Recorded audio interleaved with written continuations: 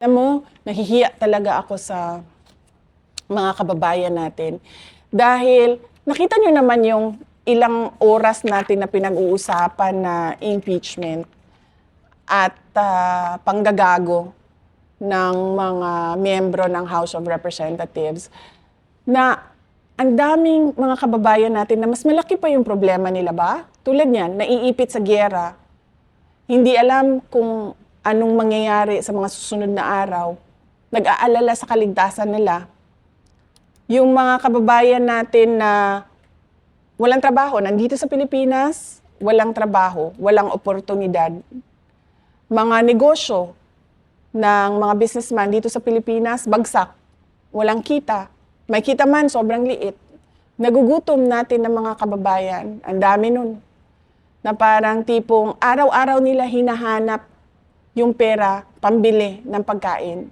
Hindi na nga nila maisip araw-araw paano yung ligo ko eh. Kasi paggising nila, saan ko hahanapin ang pambili ng bigas mamayang hapon?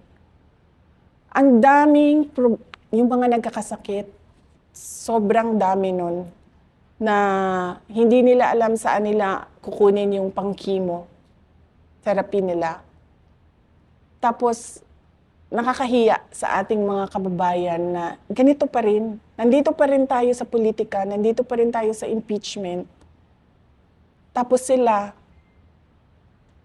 hindi na nila alam saan nila hahanapin yung hope, yung pag-asa. Saan nila panghahawakan yung pag-asa ng kinabukasan nila. Kasi nakikita ko yung yung na parang ibalik ang tapang at malasakit. Kasi nawala po talaga yung ganoon sa gobyerno. Dati, nung panahon ni Pangulong Duterte, naramdaman niya ng mga OFW yung malasakit. Isa pa yan sa problema natin, human trafficking. Yung dito sa Pilipinas nire-recruit, maayos basahin sa papel, magtatrabaho ka bilang waitress, ganon. Pagdating doon, nagtrabaho sa bar, nagmamasahe yung mga tawag, dirty massage, yung ganon. So, isa pa yan sa problema din natin.